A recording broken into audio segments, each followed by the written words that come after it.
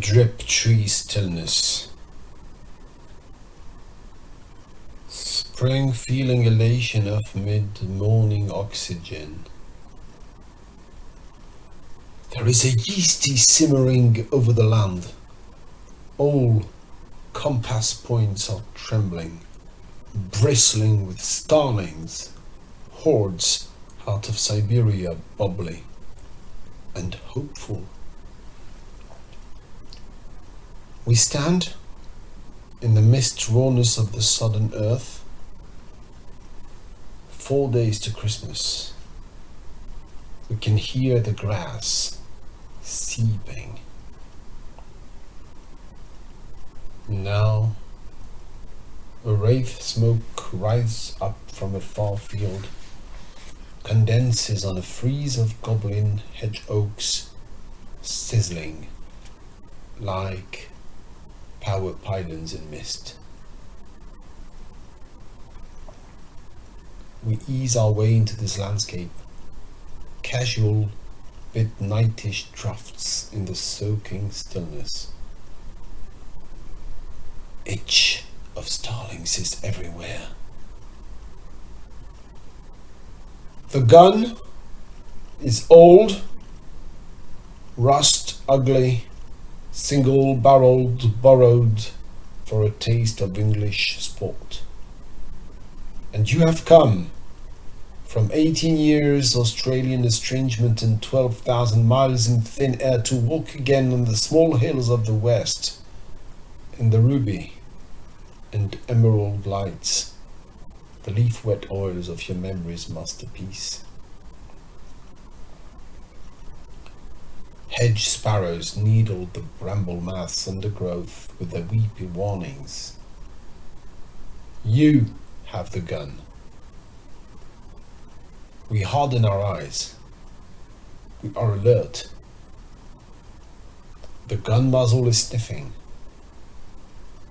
and the broad land totens into wilder, nervier contrasts of living and unliving.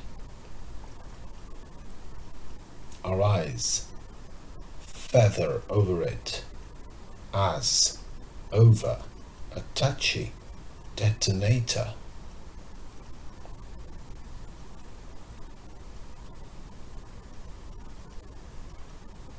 Boot prints between the ranks of baby barley, heel and toe we go, narrowed behind the broad gaze of the gun, down the long woodside. I am your dog. Now I get into the wood. I push parallel and slightly ahead of you. The idea is to flash something for the gun's amusement. I go delicate. I don't want to panic my listeners into a crouch freeze. I want them to keep their initiative and slip away, confident, impudent, out across your front.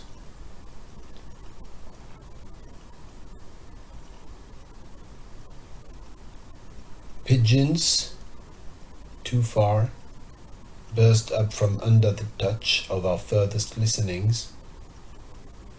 A bramble claws across my knee, and a blackbird, 5 yards off, explodes its booby trap, shattering wetly, black and yellow alarm dazzlings and a long string of fireworks down the wood. It settles to a hacking chatter and that blade ringing, like a flint on an axe head. I wait. That startled me too. I know I am a Gulliver now, tied by my every slightest move to 1,000 fears. But I move, and a jay, invisibly somewhere safe, starts pretending to tear itself in half from the mouth, backwards. With 3 screams, it scares itself to silence. The whole wood is hidden in the wood. Its mossy tunnels seem to age as we listen. A raven dabs a single charcoal toad croak into the finished picture.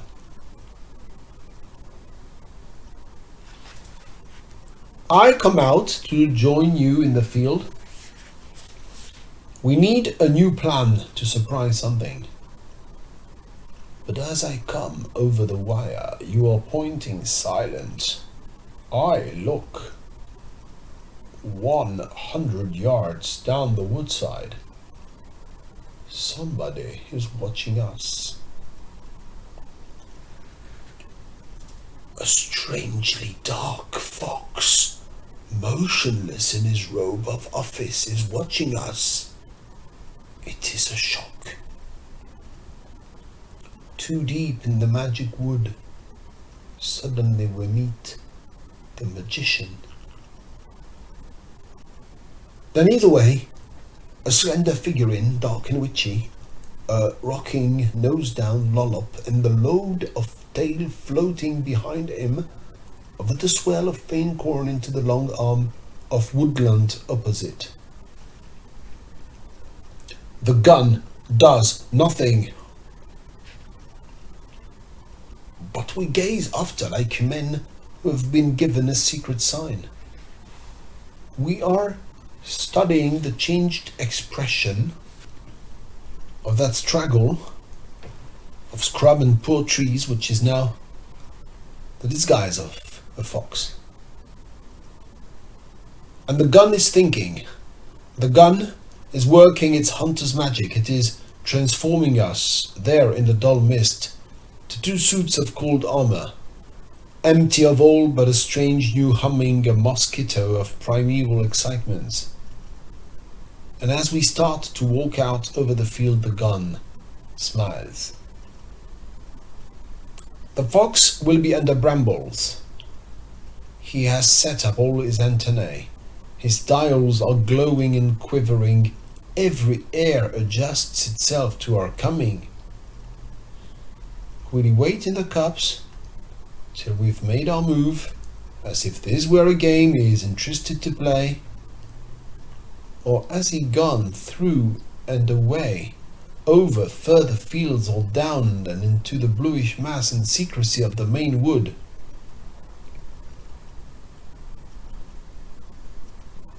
Under a fat oak where the sparse copse joins the main wood, you lean in ambush.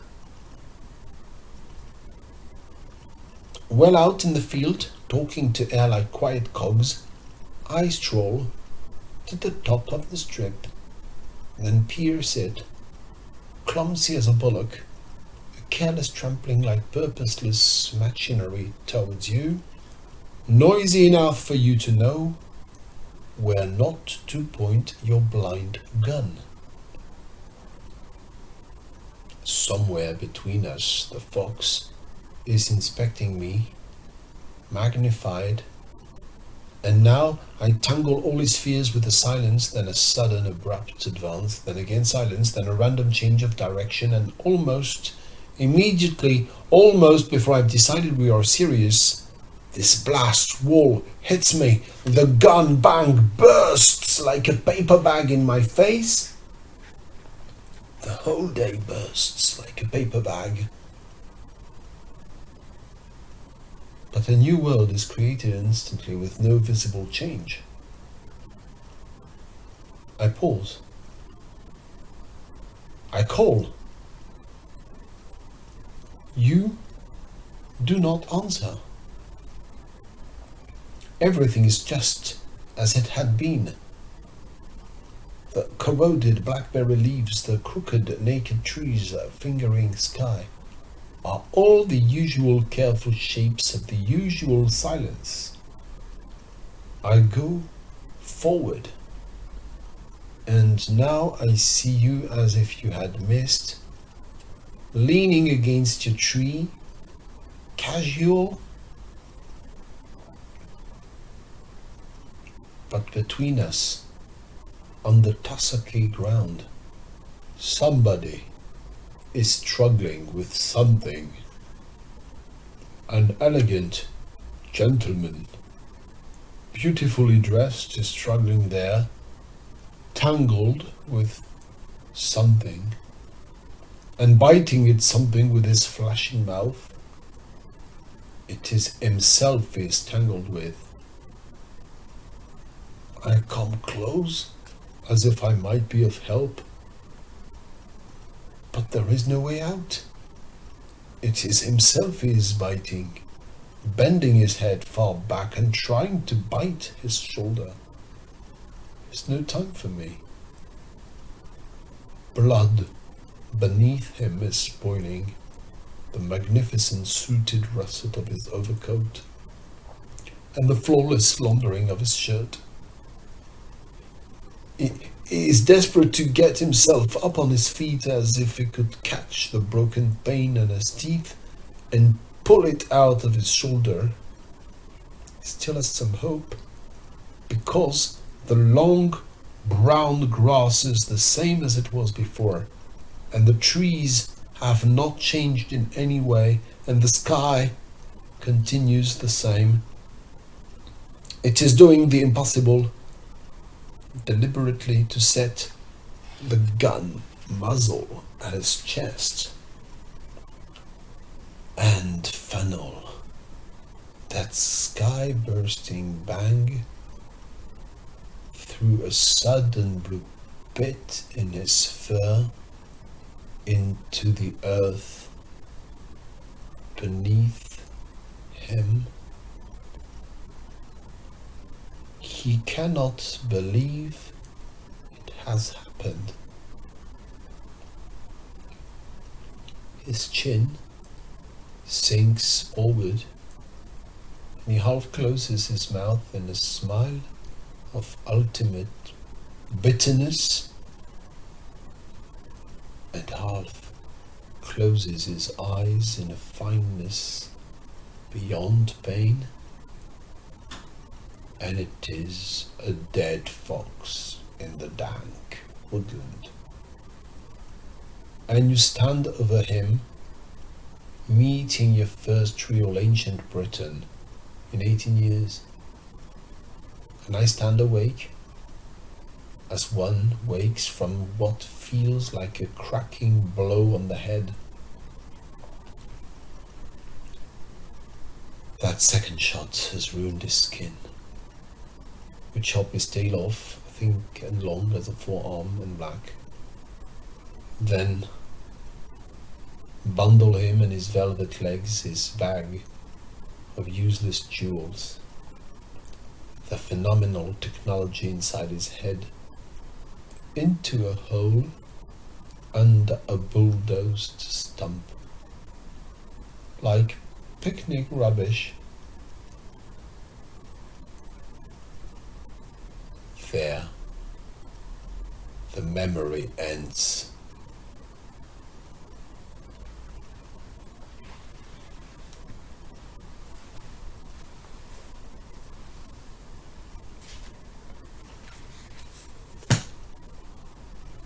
We must have walked away